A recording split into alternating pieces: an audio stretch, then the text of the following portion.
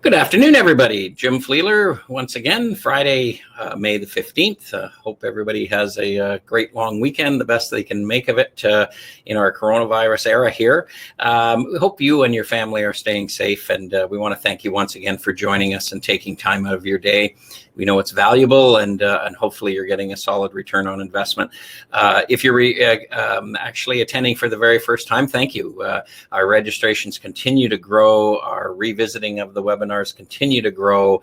The retention rate of people on the entire webinar is well over 80%. So that means there's solid engagement and interest. And the weekly calls that are coming in every day, we're fielding hundreds of calls and right to me directly and all of our team here at Charlotte. And we thank you for that. And also to all of our employees and their families and of course our frontline workers and first response teams. Thank you, because without you, we'd be in bad shape.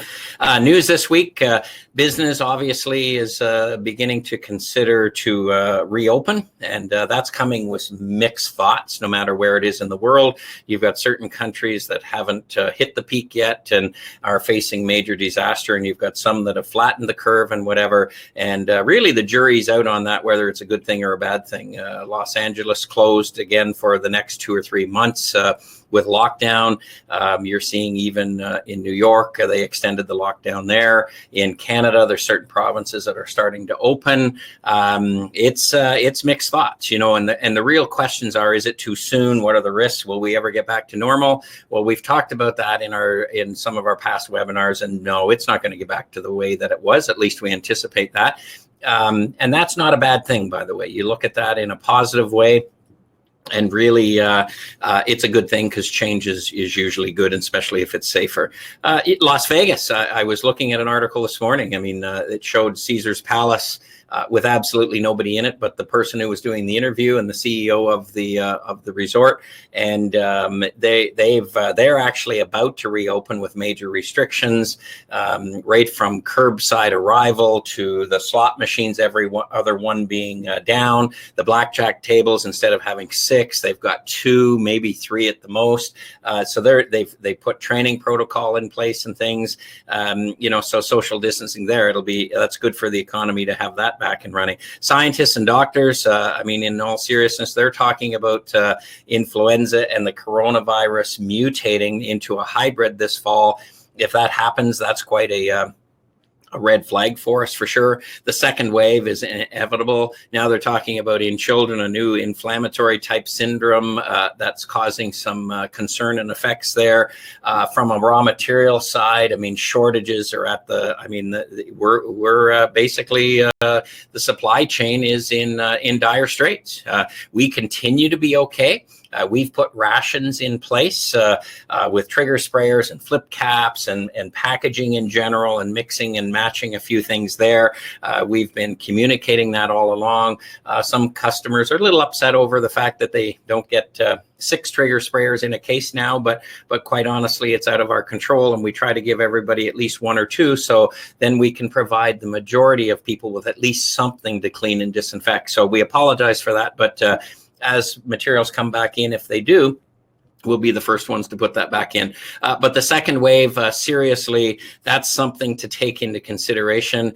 There's lots of quotes about will citizens be facing the darkest winter in modern history? There's no end to this information that's available, whether it's good, bad, or scary. And some of it can be scary. So, and that's really the reason why we do these, is to enlighten you as to what it is you can do in your world with your facilities and your families to really lower the risk of an outbreak there. So, and also another thing, we touched base last week a little bit about it, but it seems to be amplifying, is you need to surround yourself with the companies that have a proven track record and believe in integrity.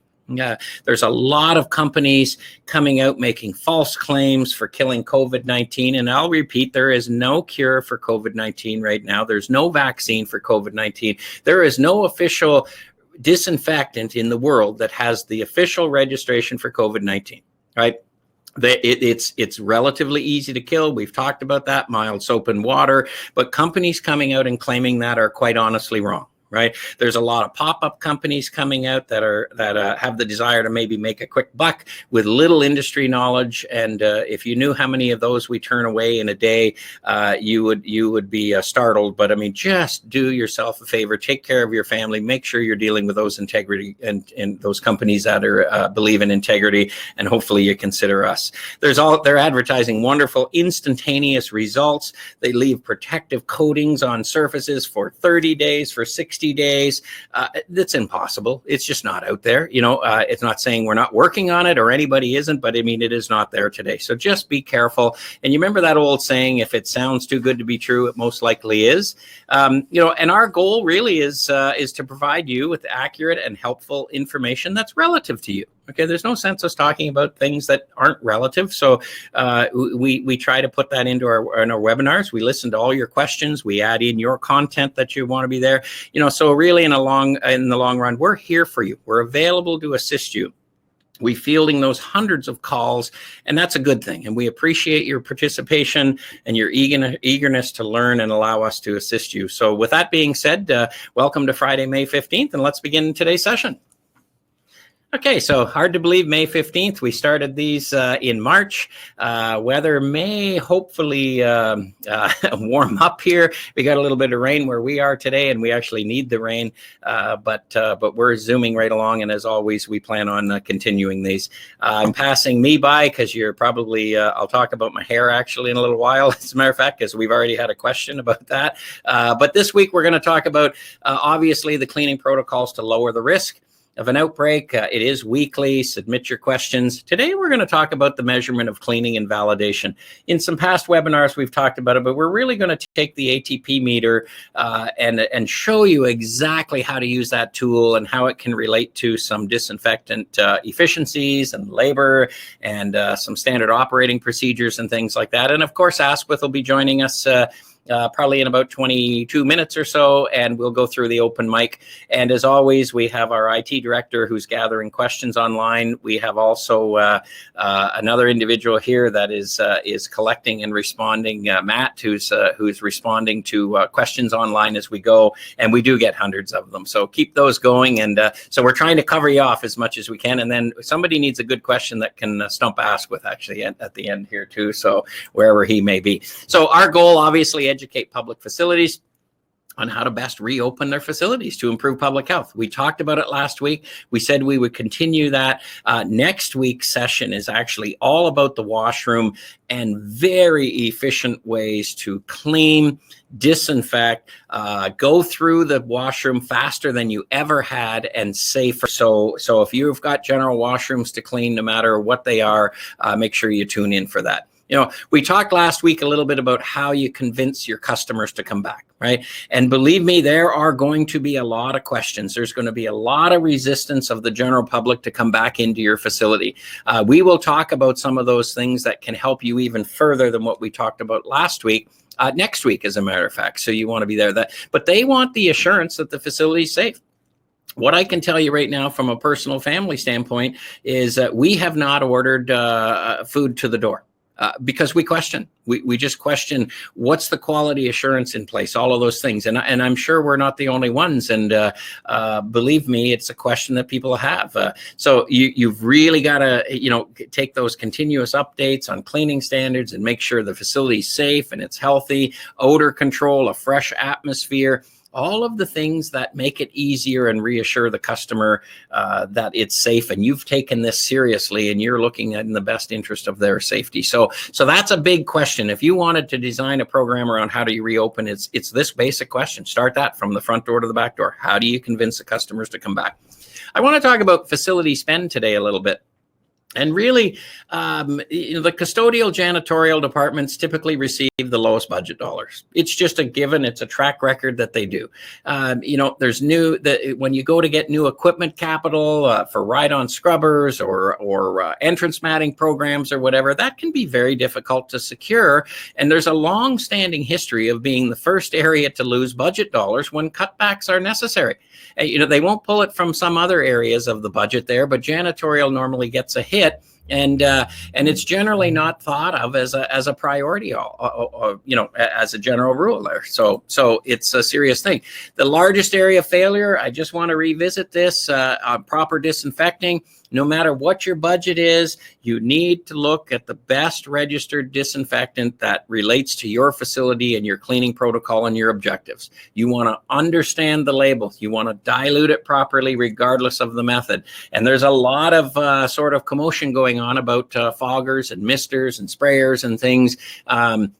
And you're best to reach out to your professional for the best guidance there. Always pre-cleaning surfaces. If you're not doing it, you're not following the label instructions, and you're in violation of the protocol required to be assured that you've killed the stated pathogens. Dwell time, contact time, whatever it says for whatever cleaning application you have to follow. And again, potable water rinse on food contact surfaces. This is still the area of concern that is the largest failure, and we recommend that you revisit that all the time. We need to prioritize cleaning as an investment. For too many years, we've sort of put it down the chain of importance, but really, it's an investment in public health. And that's you and I. That's everybody in the world, right? It's there. Cleaning actually will lower the risk of an outbreak. Without doubt, it will. It's a positive contribution to our future generations. So who comes after us? So, our children, their children, whatever the case may be, parents, families, neighbors, friends, it doesn't matter. It's a positive contribution for us. Cleaning plays a critical role in disease and injury prevention. Right down from avoiding and reducing slip and falls if you've got a good floor care coating program, from slip and falls in gymnasiums and sports facilities where you've got the right water-based coatings there that meet and exceed the UL registrations and certification for slip and fall. It contributes to positive sustainability. If you haven't, if you haven't revisited your chemistry system and dispensing systems and things, and you're still glugging, we've talked about those things. I mean, you've got to prioritize it, right? Protecting facility capital assets. And it doesn't matter if you're running an upright vacuum through a facility, or you're pressure washing something, or you're using too aggressive of a detergent on a product that actually leaves more residual and damage and corrosion behind. I mean, you've got to look at those things, right? Business profitability. I'll talk about that in a minute. And longevity of any company. I've got a shocking little picture for you that I'll show you that's a personal story of mine, and it really relates to positive perception. So it's not about swinging a mop through a facility and just saying, wow, we spend thousands of dollars to do this. What's our return? These are some of the serious things that actually that investment in cleaning does. So I'll show you this slide, and this is a personal story of mine. This is a hotel. For those of you know, I travel a fair bit. Actually, haven't traveled since March the 3rd, which I'm pretty appreciative of. But this was a hotel, a good chain hotel, by the way. This wasn't anything, that was lower grade. I was in the room. I actually checked in the room, and within about 15 minutes, I just felt something in the air, and all of a sudden, lo and behold, I seen this little individual. I'm not quite sure if he was a male or female on the wall, and just before I got the shot off, there was another one that scurried down behind the bed, and what you can see is that's a cockroach. Okay, and that didn't sit well. I don't mind friends, but I don't like sharing my room with these kinds of things. But an example of cleaning. If the place was cleaned properly, the proper disinfectant, the proper treatment of the drains, odor management, getting rid of bacteria, all of those things that are there, organic matter, spills, whatever. Generally, those cockroaches don't come in the building unless there's some sort of food source that draws them in, right? Unless maybe it's winter and it's cold outside. But my question to you is this happened to me? I'm sure it's happened to others. What are the chances of me going back in that hotel? Right? We had a very short conversation at the front desk. They wanted to give me more points than you could ever imagine, but I will guarantee you I would never stay in that hotel again. So how does cleaning affect the longevity of a business? Just like this. Bad service in a restaurant, dirty cutlery, dirty linens, it doesn't matter what it is. Believe me, we are all armchair critics in our own way, and we judge it. So how important is it? It's critical. What's the most critical step? How you convince people from coming back to your facilities to prove that you've addressed these things. Dollars and budgets and cents. This is something that's an absolute must. Over 90% of your custodial and janitorial spend is related to labor. Labor is the absolute most expensive element. Less than 10% is the cost of supplies, right? The price of the products and packaging is not near as critical as the amount of labor it takes to use those products and achieve the clean goal that you're trying to do. Ready-to-use cost needs to be analyzed in every case. You can buy a pail of you can buy a gallon of a cleaner that is $10 and dilutes at 1 to 4. You can buy a gallon of cleaner that is $12 and dilutes at 1 to 64. Which one's less expensive? Well, if you're just buying by the case, it's the $10 one. But if you're buying by the ready-to-use cost, it's definitely the $12 one. So if you need some assistance there, maybe if some of you want us to cover the ready-to-use cost calculation things in the future, we'll do that. But that is not the most important area. It's the cost of labor. We've got to take that, do whatever savings we can with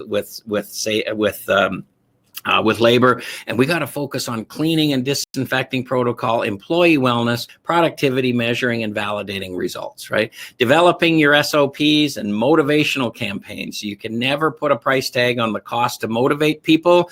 It is just generally your best return on investment, and what we've often said is we're in a tough industry. How do you motivate people to get out of bed and come to work and clean up somebody else's mess? That's what we do. And what we are doing, though, is saving lives. So you want to make sure you understand the budget, spend, and the breakdown, and we can help you with those calculations. I'm going to talk now about the measurement of clean. It's the effective removal of unwanted matter from surfaces. There is a heightened focus on that and general awareness now, and that's going to grow and grow and grow.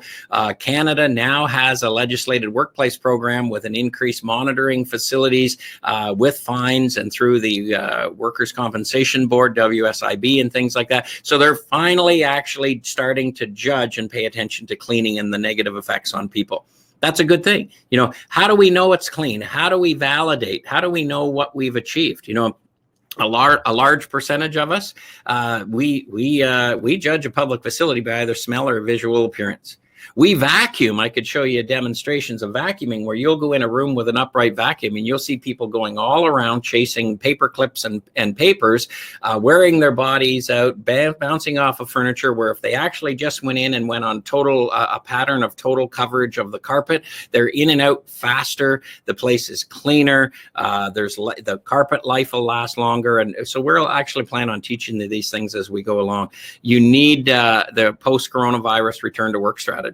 That'll change us forever. And validation and measurement and improving and raising our standards of cleanliness is a must. So how do we measure it? We can no longer rely on our nose, and we can no longer rely on visual appearance. Okay, so I want to talk about ATP meters. That's adenosine triphosphate. It's relative light units in organic matter.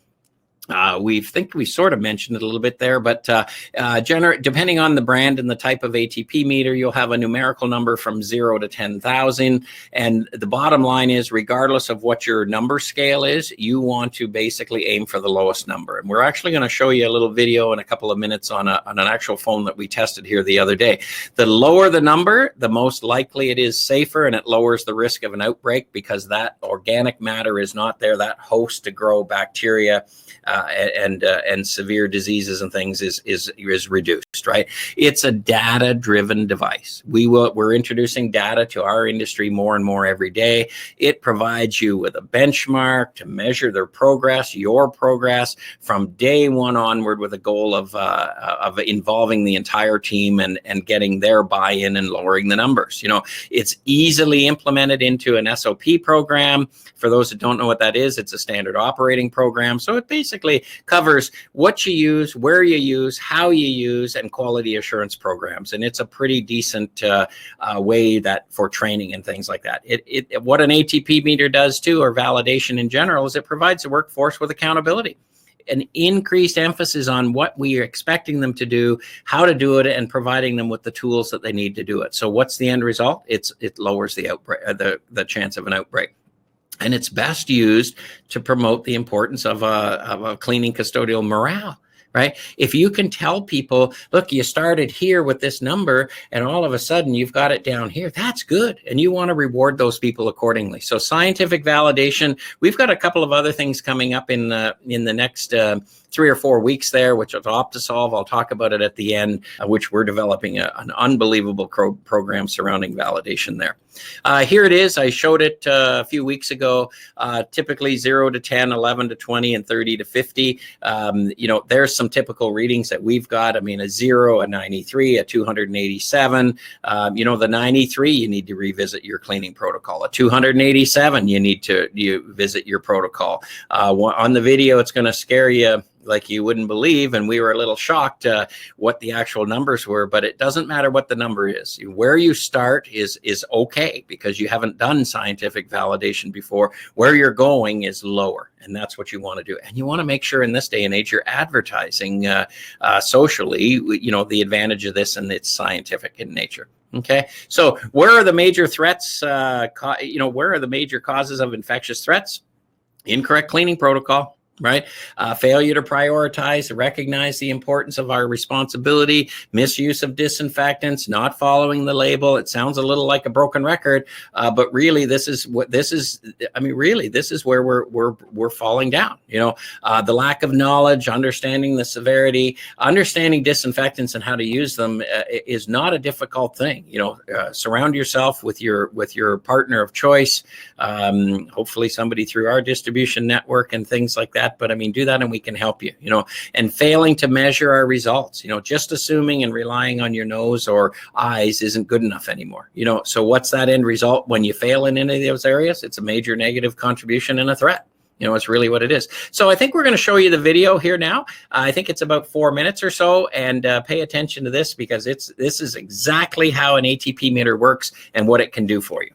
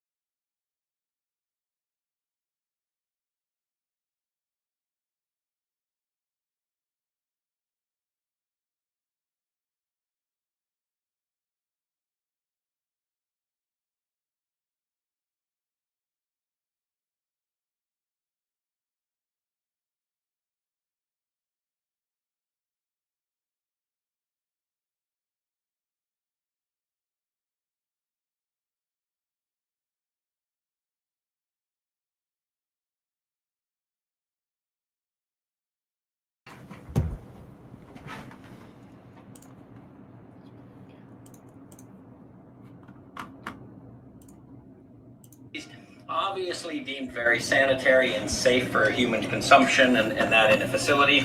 And generally, if you're doing an office building, anywhere where the public comes in and out, restaurants, whatever that may be, it'll be between 30 and 50, depending on your actual criteria. And sometimes infection control will dictate that actual number, and that's fine. But if you're above 50, you really need to revisit your cleaning practices and those types of surfaces. So good motivational tool for your custodial people. Good benchmark that they're gaining, they're improving constantly. Reward them accordingly if that's the case.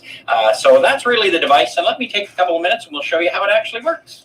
Okay, so I'll show you how this works. So this is our ATP swab. It's just like an industrial Q-tip. I've turned the machine on so it actually starts to calibrate. And what you'll say is this is a cell phone here. This is not my cell phone, but what I'm doing is taking a concentrated area, and as I swab, I'm actually rotating the swab about 360 degrees. So I'm getting a good coverage there of that surface. Okay, I take the swab, there's a little tab I want to break. That puts the fluid down, the reaction fluid. Simply take and shake it for about 10 or 15 seconds. I've got my meter ready to go. Just simple as this, insert it, boom, and press OK. So what you can see there now is there's a 15-second countdown, and that's actually measuring it. So what we're going to see now is we're going to have a scientific number that is our benchmark, our starting point. So you're going to see here in about 2 seconds that I've got 966. And if you remember what I said earlier, the pass, the risk area is anywhere 30, 40, and 50. So obviously this phone, which is not my phone, okay, has failed. Okay, so that's our starting point. So now what I'm going to do is I'm going to actually clean this, and I have my gloves on because I have a little bit of a disinfectant solution in here, and you want to follow your PPE. So I'm going to take this phone, and I've got my microfiber cloth. Just want to fold it over properly, and I'm just simply going to apply the disinfectant. Okay. Give it a good wipe and a little bit of friction, and now I'm going to let it sit for the required dwell time that the disinfectant needs to dwell, that's indicated by the label. So now what I've done, I've let my dwell time there. What I am going to do is, because it's a glass surface and sensitive, I'm going to actually do a clean microfiber wipe. Okay, that's just applying a little bit of friction, so if there is anything left over on there, it's definitely going to remove that. Taking a clean swab, basically going back to the same area of the phone.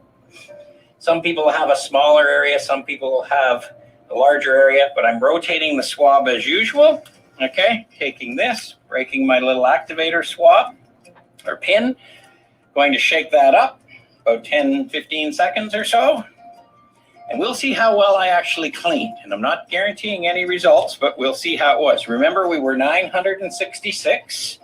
Okay, I'm putting my new reading in after I've cleaned, pressing the OK button, and in 15 seconds, and I'm going to let you see it first. Okay, we were at 966. We've actually cleaned properly, and we'll see if we're gaining or losing. Okay, so let's just take a look at this in one more second. What you can see is I've cleaned that surface to 12. Remember our ratings? If you're between 10 and 20, that's usually food processing approved, all kinds of food service type things. If you're an operating room, it's 10 and under. So I think we've done a pretty good job of cleaning this. And more importantly, if I'm the custodian, I'm going to feel better about what I've achieved because I've gone from 966 down to 12. That is a superior result. That will actually help you reduce the risk of an outbreak in your facility. And then you've got scientific validation, and it relates to your standard operating procedures and the software program. So you've got validation when anybody comes into your facility and says, what have you done? Well, here it is, scientific results. Thank you.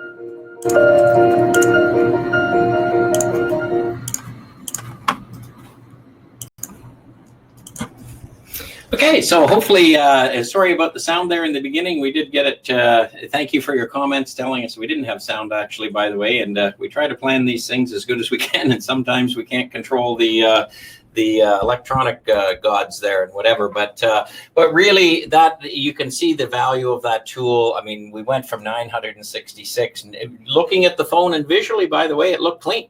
And it didn't smell bad and the whole works, but I mean, that's how easy you can have a disease or a virus go through your facility. So 966 down to 12. Obviously, the cleaning process and the product we used, and obviously gave us a positive end result. So imagine that if you started at 966 in your facility, and the next month, over the next month, you maybe brought it to 800, and then 700, and then maybe 400, and whatever. You can see what you are working, or what you're doing is working, and then it'll help you fine tune your cleaning protocol and disinfection protocol. So a very good tool. We'll talk about those in a little bit there. So I want to talk about the importance of a standard operating procedure here. It's referred to as an SOP, and really how it relates to the history of training. we really have not done a good job of documenting training in our field for many years. Some do it better than others. I'm not disputing that, but I mean, there's always room for improvement. And what we basically need to do, there's been little measurement, there's been very few checks and balances, and what we've done has been repetitive. Typically a visual approach, chasing debris.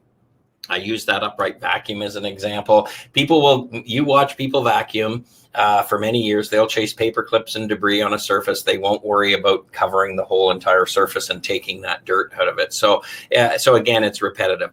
New hires, they'll follow the way they're trained. Typically, is they'll sit down with HR and they'll do their regulatory compliance and stuff, and then they'll shadow another custodian for many, many months or weeks or days or whatever it may be, showing them their routine. And quite honestly, in this day, that probably isn't suffice enough to achieve what we want to do. Cleaning and training has always been overlooked. It's seldom revisited. It's seldom prioritized. And I'm not putting us down, believe me, because I'm from the cleaning industry. All I'm saying is, look, these are the things we've done and continue to do, and now's the time for change, right? And coronavirus is driving that, and that's about the best thing you could ever get out of that if you came up with a good story.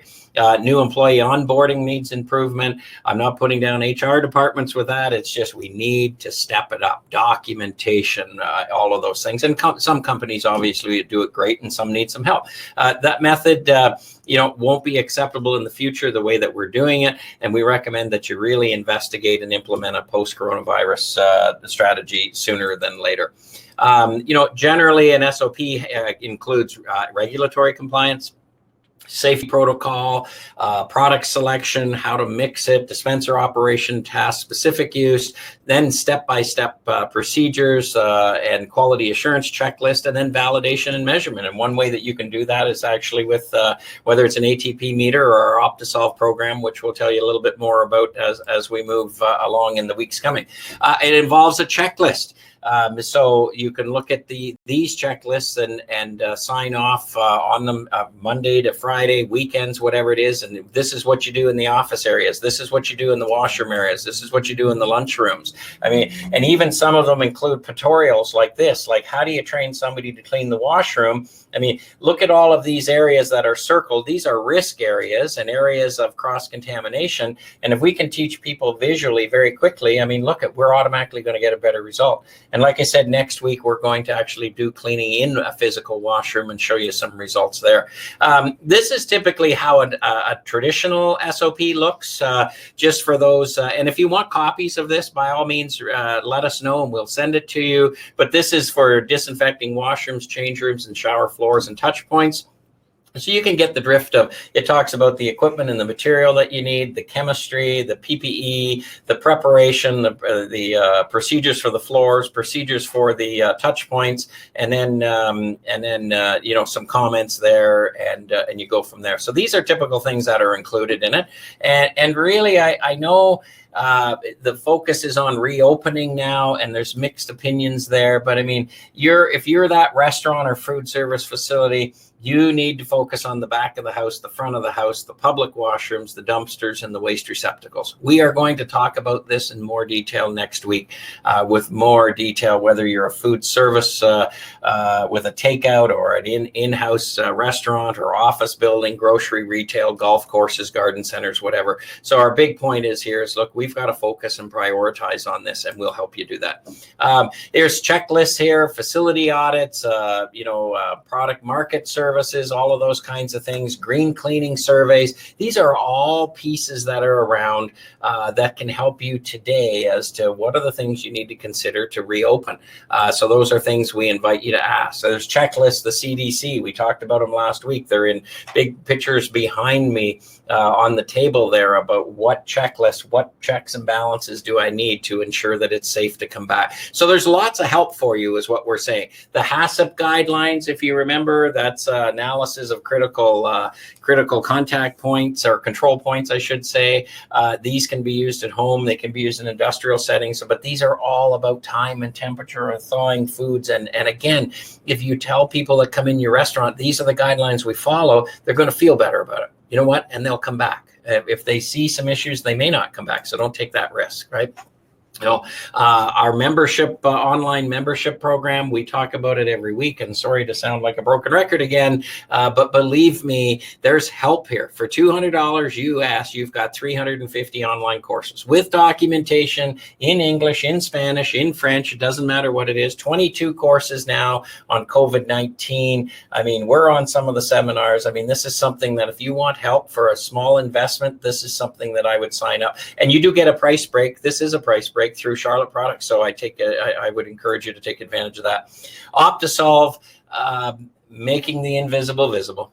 We'll cover this in the next 3 or 4 weeks. I will guarantee you that. But this is the latest. This would be a better system than what an ATP meter is. So this doesn't measure scientific results. It measures visual results right there, which is a good thing because you can see the hot spots there where the risk is, and you can really send the custodial team in these areas to lower that risk there. Our webinars, this is probably one of our second most famous questions. How do I register? Well, if you go to Charlotte Products and you see the programs tab up there that's circled, and you just drill down to infection prevention, this automatically pulls up. And we get several calls every single week, last minute panic. How do I do it? This is where you find it. And if you press that register, it'll be registered, and you'll get an email from me a day before, a little bit of a countdown. And what's really good is if you miss the live presentation, you'll get a notice the very next day within 24 hours to say, sorry, you missed us. Here's the content here now if you want to look at it for the first time or revisit it again. And what you'll see, and this was a question we had last week, you'll see up at on the turquoise tabs, it says March 13th and then March 20th and whatever, cleaning protocols. Somebody thought that was the same webinar over and over and over again, but it's not, and it's a very easy thing to get confused with. But every one of those lines is a different webinar. They're all there for you. We don't do a one and done. We don't hide them. They're there for you. That's solid information. Now, resources, there's a multitude of them. There's no end of them.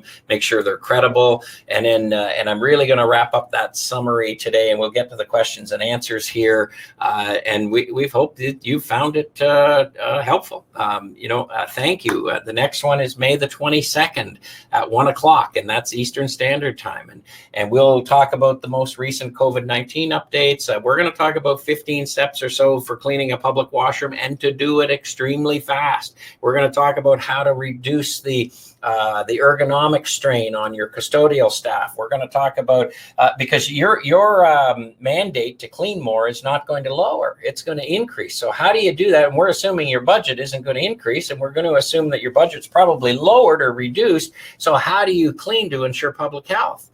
Right, so we're going to try and address that for you next week, and some hands-on demos there. And then I know we talked about the alcohol-based hand sanitizer today. We had a few hiccups this week with that, with some packaging and raw materials, but that we should be in much better shape this time next week. So with that being said, we are going to introduce Asquith Williams. He's joined us again today. And Asquith, tell us what you were doing down there for efficiencies in the plant.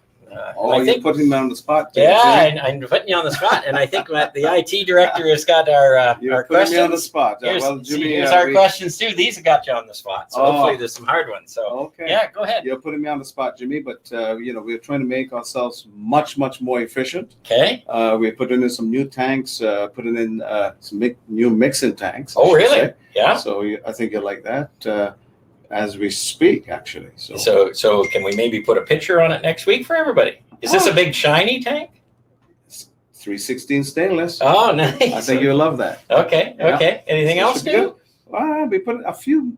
How about we just take people for a little walk next week? Well, we could maybe do that. Yeah. Everybody actually seemed to join that, and so we'll do that. Show you new tanks and new load cells, and new pail filler, and we're doing a lot of good new things. Good stuff. Yes. Yeah. So we're investing in efficiencies, productivity. Yeah, that's just manufacturing to meet the times. Well, that's good. Well, it's as always. Thank you for joining us. Your knowledge is certainly second to none, and we appreciate your contribution and things. And hopefully, they're giving you some harder questions here. But we'll see what it is. This is our 10th weekly webinar. Registration's growing. Is it 10 weeks This is already? our 10 weeks. Yeah, it's Wow. definitely 10 weeks for sure. Mhm. And it's a long week in May. You know what? That's a little scary because that's the first one, and there's not any more of those actually of the long weekend in May. So one of the big automobile races. It's funny because they're doing all that computer simulators and stuff like that. Mhm. But NASCAR actually goes back on Sunday with no fans. For the first time. And that's a Victoria Day ritual is what they do. So it's virtual this year, which is amazing. So people are doing what they can do. Yeah. We've got Matt handling online questions. We got our IT director doing he's doing his part as well there. So we're double teaming there. Today's questions, it looks like it's about opening facilities and product availability. And that's, boy, you're in trouble there. But Cindy here is saying, what's the difference between damp dusting and dry dusting on surfaces? And my clients have wood furniture and they're concerned about too much moisture. What do you suggest there? Well, I always suggest that dust is not a good thing. You get microbes in dust. Microbes are, of course, bacteria, viruses. So you want to mitigate that as best you possibly can. So you use a damp cloth of some sort. And if you're on wood surfaces, of course, you want to, reduce that as much as possible. And then follow that with a dry microfiber cloth to handle that problem. Good. So that actually, the moisture keeps the dust Keeps down. the dust down. And I guess it'd be like when I used the cloth to dry the cell phone when I did the ATP meter, right? So it just gets rid of it there. Yeah. Okay. Same well, that's principle good. applies. Yeah. Good. Okay. Well, that's good. And also, they sometimes use cleaning products like Vim and a cream cleanser on tubs and sinks. What's the best way? Is there any precautions to avoid damage there? Well, first of all, you want to make sure that you use a cream cleanser that is not very abrasive. Right. And you want to use a soft sponge where possible. Yeah. And, once you use that, you rinse properly. I think that should be the best way to do that. Yeah. A soft sponge or even a microfiber cloth can do the job. Okay. Yeah, because some people use the most aggressive sponge, like that sort of green, green, yellow side, whatever. No. And it cleans fast, but it also damages permanently, right? Absolutely. It gets scratches, and that's where microbes like to live. Okay, well, that's a question from Cindy there, so that's good. Here's Carol. We clean our church washrooms at 9 a.m. and again at 1 p.m. With a disinfectant, will the disinfectant continue to work in between those time periods? Well, it's good that she's doing this on a regular basis. It's very, very good. Most disinfectants, would clean and disinfect for the time period. Very few will have that retention time, or that residual time. Very few. So it's good that she's doing this on a regular basis. Yeah. Okay. And not like those pop-up companies that claim it's going to stay disinfected for 30 days or something. Yeah. No. So that's good and that's a good question there. Very good question. Yeah. She also mentions that she disinfects her taps and she likes to really polish them to a high shine after. Will that remove the disinfectant or cause any concerns? No concerns whatsoever. Yeah. Okay. Once you clean and disinfect, you're done until the next one comes. Yeah. Okay. Good. Okay. Here's Randall. I was anticipating more information. Oh, you're in trouble here. That's good. I just see these as you read them. I get about a 10-second head start. Anticipated more information about your alcohol-based hand sanitizer this week. Can we get an update? Oh, you're really putting me on the spot here, Jay. No, Randall is. It's not me. No, you're putting me on the spot. Oh my God. I may have helped Randall with the question. You may have helped. Yeah. Yes. The problem here is supply and demand. Yeah. Packaging is a problem. We've got to look for packaging and so forth. But I promise you, Randall, next week we should be in a much better shape. I hope so, because Mr. IT Director, didn't he say something last week about that this week? But anyway, maybe the recording's gone and we have no evidence. But anyway, I trust you. Definitely next week. for sure we'll be in better shape. Yeah. And Yes. I heard if anybody knows what a nut and bolt's like, it's a fine thread or a coarse thread. And I heard the bottles we had were a fine thread, and the caps came in were a coarse thread or something, and it didn't mix, obviously. That is accurate. Yeah. Accurate, Okay. yes. Well, that's good. Here's Brooke. Your opening remarks mentioned a growing concern over disinfectant availability. Can you be more specific? Do you feel the second wave is coming, and we may exhaust our supplies of product? Well, I really do think a second wave is coming. All the professionals are saying this is in fact the case. What we are doing on our side, we're preparing for such an event, and so we are looking at our supply chain and trying to make sure we're in better shape, and of course making sure that we've got better mixing capabilities for larger volumes, that type of thing. And that's what we're doing with respect to putting in new fill lines and a new mixing Good. tank. So we're probably in good shape looking forward, I guess, or as good a shape as you could possibly be. I think so. Yeah. Okay. Well, that's yes. good. Thank you for that question, Brooke. Here's Melinda. Are those ES15 pump-up sprayers available still? And do you feel it's a better way to apply the product to achieve the 5-minute dwell time? Yes, that would be those pumps. Those pumps are available still. That's this pump right here. Yes, those pumps, they are available still, and it's a better way to deliver the goods because these products, if you follow the labor claim, they should be applied by a low pressure delivery system. Mm-hmm. So, and that's very good. You get sufficient volume to get sufficient product on the surface to basically take advantage of the dwell time. Yeah. So pumps up easy, right? pumps I mean, easy. if I have a choice between a trigger sprayer and this, I mean, I'm just gonna ergonomically. I'm gonna use this every time. That's right? the way to go. Yeah. And you can buy the gallon container, which is fewer plastics in the landfill, all of those kinds of things. Yes. So yeah, that's actually one of our big. And by the way, just so everybody knows, this bottle, this sprayer, and this product that came in here was the very first ES15 that came out of the tank. Right, and I've been holding on this very precious, but this is the very first test sample that's been there. And just so everybody knows, this is the very first bottle off the line. That's the bottle I brought in here. That's the bottle right there.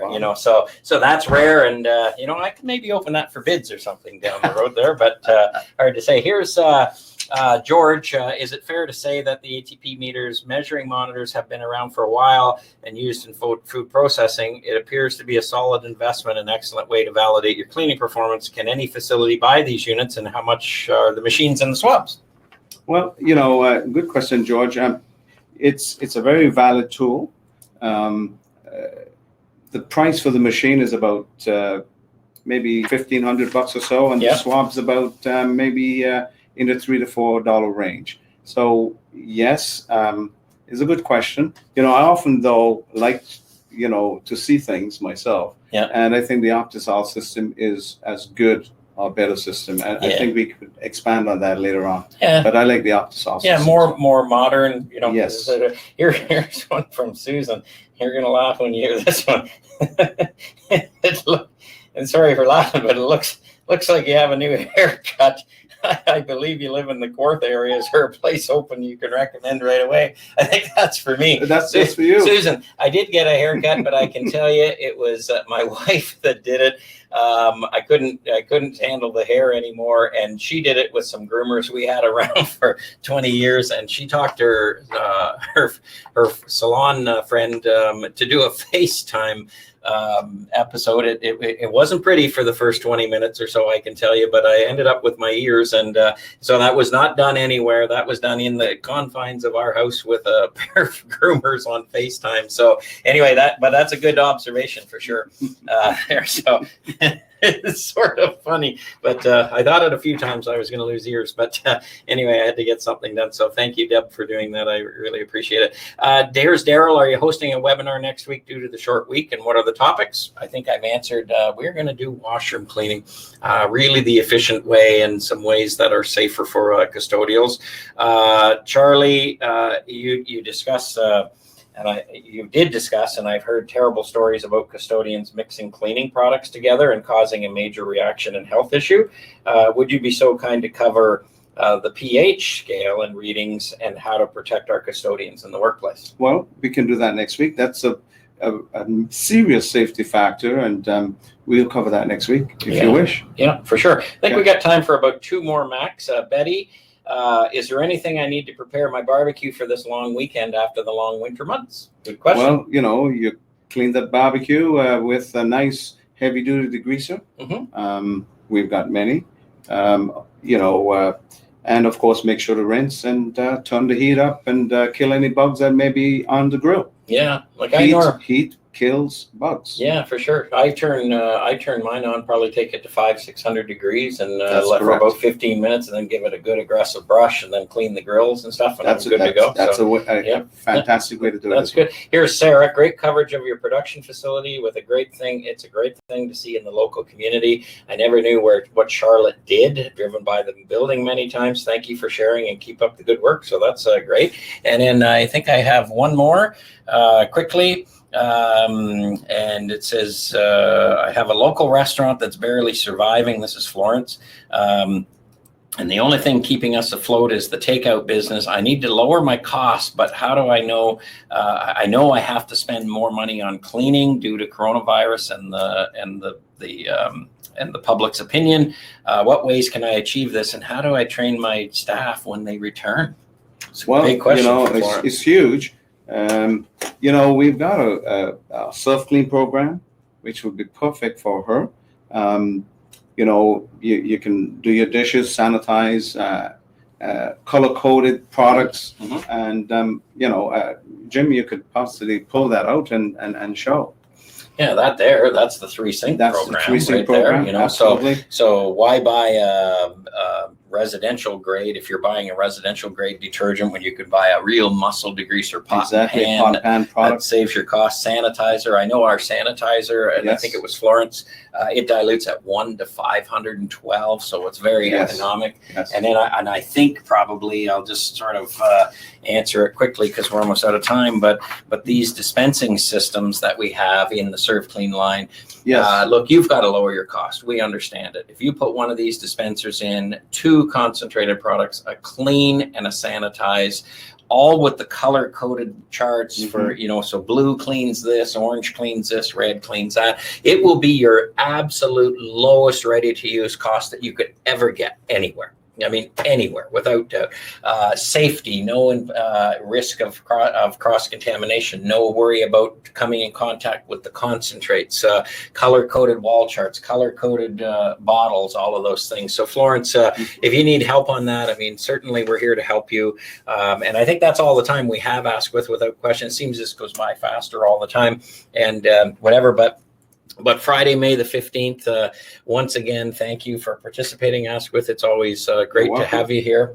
And our best goes out to absolutely everybody to stay safe and try to enjoy the long weekend as much as you can. Next week, like you said, we'll have some exciting topics around the washrooms and things. And thank you again. We appreciate your involvement and participation, and keep those questions coming. And Ask With. Well, continue to social distance, and don't care what you do. Keep washing your hands. Absolutely. Have a good weekend. Absolutely. Thank you very much. Thank you.